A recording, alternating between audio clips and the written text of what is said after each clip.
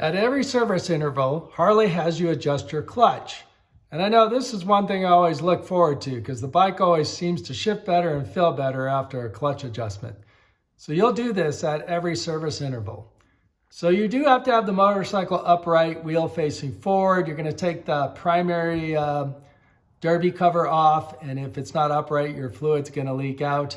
So you'll need to do that. And then one thing with the new CVOs is a very tight space to get to that clutch cable. And there's a bar that goes across that holds the clutch cable in place.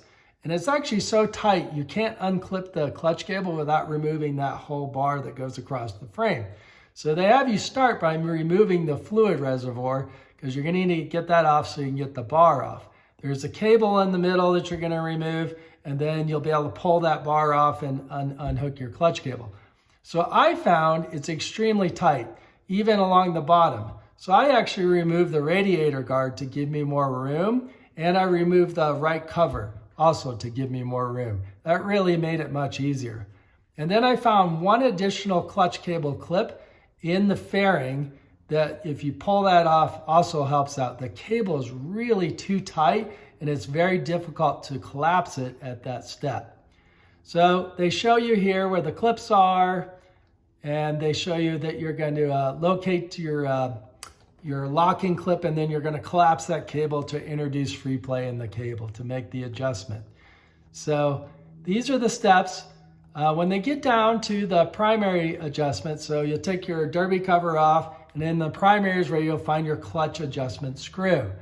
And they're going to have you lightly seat that, and that becomes pretty ambiguous. What does lightly seated mean?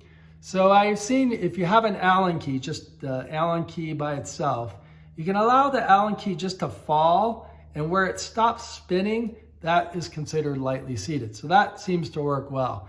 In my case, I couldn't find an Allen key of the right size all by itself, so I'm using a multi-tool that has multiple sizes.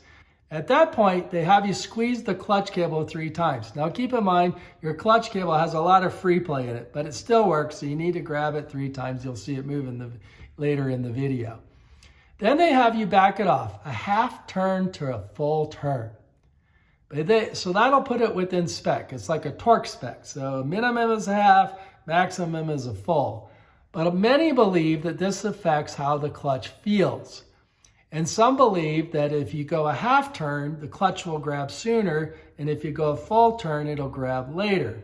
From my own experience in the past, I didn't really find that to be true. It didn't really grab too far in a different spot either way, but it did seem to mess with how long the friction zone was to me. So it seems like I had more room to work with in the friction zone at 1 turn than I did at a half turn. I've also heard that it really has to do with heat. So if you're running a clutch in a difficult environment or a really hot environment, you want to go a full turn to allow more expansion, and a half turn in a normal environment so it doesn't slip. So those are some of the explanations. There is a lot of debate on the internet in all different ways. So I think for this video, I'm going to adjust it both ways. We'll go halfway, we'll go full, and then I'll ride it, and then we'll try to measure the clutch free play, see how far it comes out off the grip, and I'll try to give you my opinion at the end of the video. I remember the days where you simply stuck a nickel between the cable and where it touched the lever, and if the nickel stayed in place, you were good to go. If the nickel wouldn't come out or wouldn't fit in, you needed to make an adjustment, which was quite simple. Loosen the screw on the clutch adjuster cable and make a turn one direction or the other. That was rather simple. The check process for free play with this new cable is rather complex. Let's take a look. The service manual, they want you to take a piece of cardboard and draw a line on it, and then draw another line on it, and then hold that up to your clutch cable with 4 pounds of pressure and measure how far the clutch lever travels. So they're noting here that you're going to take a piece of cardboard, make a line on it, then you're going to make a second line with the distance of 7.62 millimeters or 0.3 of an inch. Then make a third line on the cardboard distance from the very first line with 16 millimeters or 0.630 of an inch. And then you're going to hold that up to the clutch cable and you're going to apply 4 pounds of pressure to the cable using a force gauge, and you're trying to measure if your clutch lever will fall in between those two lines. If it falls outside of the two lines, you then need to adjust your clutch. So in my case, I decided to use a ruler. So it was easier to measure. So this is the very first line we'll consider. Where the blue tape starts is the second line, and then the marked line is the third line. So I'm using a ruler instead of cardboard, up to you. Now for the force gauge, you have to put 4 pounds of pressure on the clutch lever to make this measurement. And you can buy that snap-on tool. I'm sure it's rather pricey. It is well designed, right? It makes it easy. But I thought, what else might work to measure force that would be more common? So I found this luggage scale on Amazon. So what I like about it is it has a soft clip here, so you won't be marking up your clutch lever, and it goes around, and then you just pull to get your 4 pounds of pressure. So these actually imply they're fairly accurate, and you use them to measure your luggage before you get on an airplane. And it'll go up to 110 pounds. So I think this might work for us here with the measurement. Let's go to the bike. Our ruler and our force gauge. So we'll put that around the clutch lever, hook that on, and then we'll turn this screen on here. So as you can see, you get a measurement here. It's currently set to pounds, but you change the unit to change how you want to measure it. So it shows 0. And again, we'll put that around the lever here. It'll be a little tricky to see it, so I'll have to kind of angle it up to see. And then we're going to place our ruler as they did in the picture. We'll apply 4 pounds of pressure, and we can see that we're in between those two lines. Since my cable free play is within spec, at this point you could stop. You don't have to actually adjust your clutch. But I'm really looking for some better feel out of this clutch, and I'd love for the friction zone to be a bit wider, and if we can get it to grab sooner, that would be nice. So to access this clutch cable, which is right here, I think we really want to remove the radiator guard, and I've already removed the outer cover. So this is a T27 bolt and then just 2 grommet fittings. This guard is held on by 4 rubber grommet fittings. You need to turn your wheel to allow room to get this off. So we'll just start prying along the bottom first, and this should pop off. Okay, and then the top comes off, and then we'll go do the other side. So I'm going to turn the wheel the other way and pop the other side off. All right, we have the wheel straight again, because you need to have the wheel straight for any adjustments. And this just popped off. So there's the 4 connections that pop into rubber grommets here and here. Comes off pretty easy. Now we have access to our clutch cable. There's a clip holding it here and another one down below. And then this is the housing that protects the cable adjustment. So I'm going to pop these 2 off and then push this up, and we should be able to see our adjuster. So in order to get the clutch cable free from this clip, you actually have to remove this whole bar. So you have to pop your coolant reservoir off and then wiggle this out. So there's a cable that's being secured here. You want to pull that out first, a tube. So you're going to grab the where the coolant reservoir was, and you're going to give it a good tug. You're going to kind of run into this mount for the cover. There just isn't much you can do about that. We're going to give it a pretty good yank here, pulling downward and away from that cover. You see there? And so now that's free. It's easy to remove the clutch cable from this mount. So with the top part of the clutch cable free, there's a clip holding the bottom portion on. This takes a little bit of force pulling it out to get this to pop off. So our clutch cable now is free, and this is the cover that's protecting the adjuster. And what you do is you just pull up on that and scoot it up to expose the adjuster. So here's our adjusting spring and our adjusting lock pin, and then the bottom half of the cable. So you have to disengage this clip in order to pull down the cable to collapse it. And this is the button that we're trying to release. So we want to release this button so that it'll allow us to collapse that cable. So on the other side of that, you can see these two pins that are holding it in place. So you have to pinch these in to push that cable out. And you can see there I was able to do it just with my fingers. They show a screwdriver, but that was rather simple. So now this button has been ejected. It is now free. So we can collapse this cable at this point. So the next step is to collapse the cable together and then push the button to introduce free play at the lever. But I'm having a heck of a time. There just isn't much room in that cable. So I turned the wheel over, and then I managed to pop the clutch cable loose from that clip right there, and that's given me some more slack to work with. So to get more slack in this cable, besides removing the clip up here by the steering head, you can turn your wheel carefully because it's on a stand. Turn it all the way to the left, and that will give you a little additional cable free play. So they want you to compress these two cables together and then push the button in to hold it. But there is just so little slack in this cable, and I think there should be more. So I think I've got all the slack I can, and I'm going to muscle it in. So I can push it in, but you can see you can barely get any compression in that spring. And really it should come together further. So I pushed the button in, and I didn't get a whole lot. So even with that little bit, the clutch levers now has quite a bit of free play. So I think that's what we're after. With the bike upright and level, we're going to remove the derby cover. Again, you want the bike level because there's fluid in there, and if it's on the side stand, it will leak out. So these are T27, and they are really easy to strip.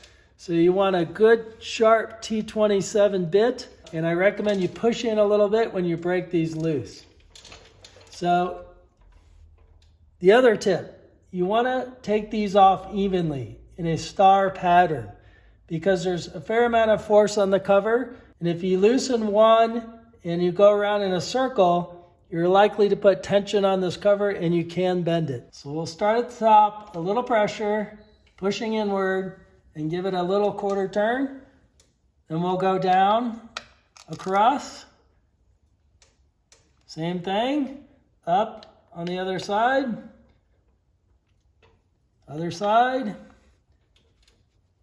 and then down to complete the star. So with all of them loose, you can now spin these off. So always leave the top one in for last. And you're gonna make sure you have your hand on this cover so that it doesn't fall off. With the last screw out, this cover is just gonna come right off. So if you don't have a hand on it, you'll drop it and it will scratch. So now you have it off, you wanna put it painted side up on a paper towel. So we're using an 11 and 16 inch deep socket so we can cover the adjuster. And this is gonna spin because it's not in gear, right? So you can put your hands on it and hold it. But what I find is I've even just give it a whack and that will pop that lock nut loose. And you wanna spin it out a little ways to give yourself some room for adjustment. We're using a 7/32 Allen. So we'll make sure that seats in there correctly. And then we're gonna turn this clockwise until it seats. So what you're looking for is it's completely loose. And we're just gonna turn until you feel it grab.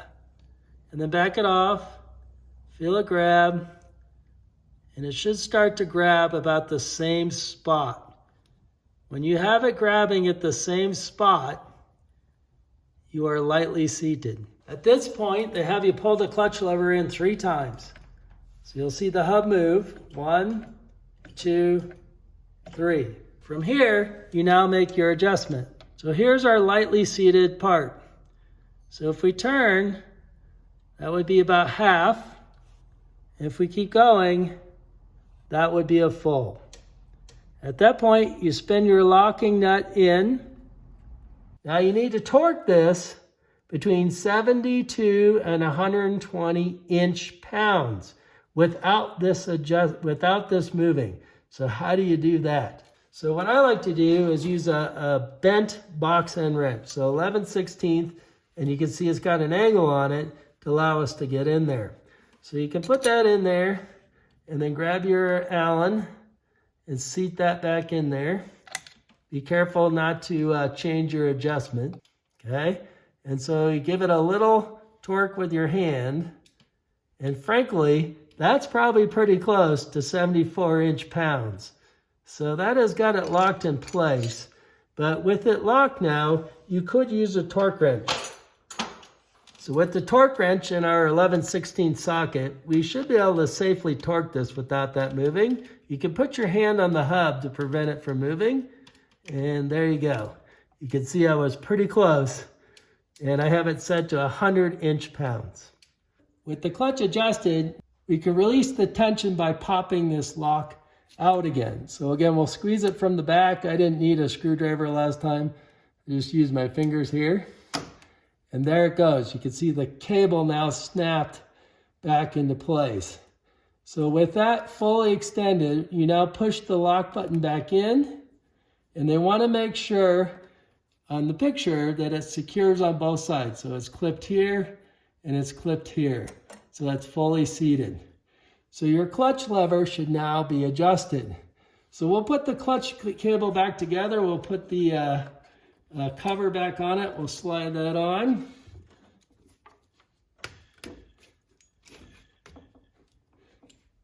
So reinstalling this mount is just as hard as when we took it off. You really have to wiggle this in there. So we're gonna go ahead and secure the clutch cable into the mount. And then we really gotta get this other side on, clearing this cover mount. So again, just give it some force. It'll flex a bit and it'll pop on. Then scoot it up, and remember that line needs to be secured back in that same mount there. It's important to pay attention to this rubber channel. There's a rubber grommet right here, and this channel needs to slide into the mount. So you want to make sure that connects. So get that started and then clamp the top in. Make sure it seats in all the way. And you're going to put your cover back on in a star pattern. So you'll start with the top screw and then down, across, over, and back down. You're going to tighten these to an 84 to 108 inch-pounds. Do not over torque these. They will strip. I no longer use Loctite on these. That was, I think, tradition to put Loctite on them. I've stopped using Loctite. It keeps the threads a lot cleaner, and I get a lot better torque sequence, and I've had no issues with any leaking. So even if you're going to reuse this gasket, you do want to remove it and then wipe it off with a paper towel. This can be really tricky to install, believe it or not, because the little nubs keep popping back out. So you end up using all your fingers to push that in equally. So once that's in place, make sure you have the logo go in the right direction. And then I like to run these in completely by hand. Make sure you take a paper towel and wipe the surface so there's no lingering oil. We'll place that on there. We'll run that by hand. It should spin completely freely. Put a little pressure on the cover. Then spin them all in, and then do your torque sequence. So which is better, a half or a full turn? Well, it really comes down to feel and what you prefer. I found that a full turn gives me a much wider friction zone, but also a bit softer grab. So a half turn grabs really hard. It's really a short friction zone. But does either grab sooner? Well, I came up with this crazy scientific experiment to see if I could figure that out.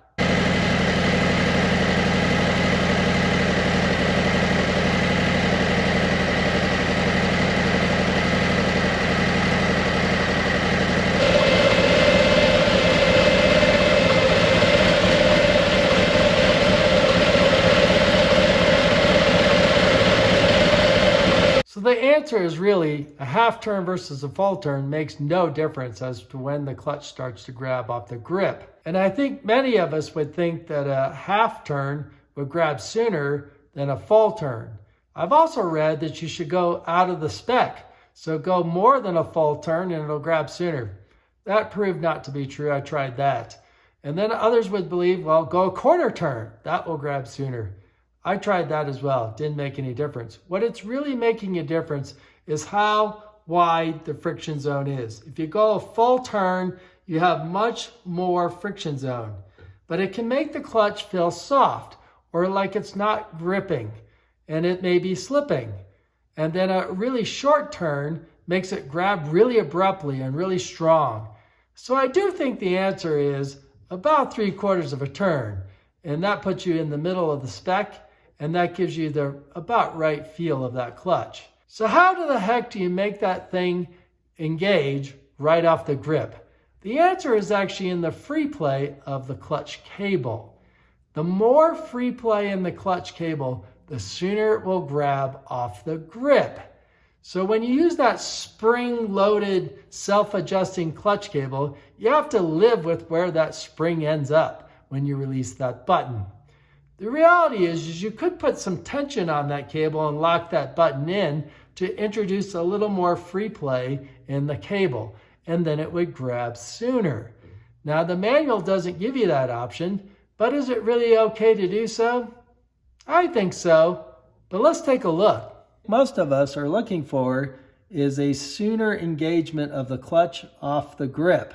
So as you release your clutch lever, you just want that clutch to start engaging sooner. In the past, the way you would do that is actually introduce a little slack in the cable. So you try to keep it in spec. Some may go slightly out of spec, but you want to really loosen that clutch lever to get the engagement sooner. So the theory is, can we put a little tension on this cable and push the button in instead of leaving it fully expanded? So I'm going to introduce, you can see just a hair of spring there.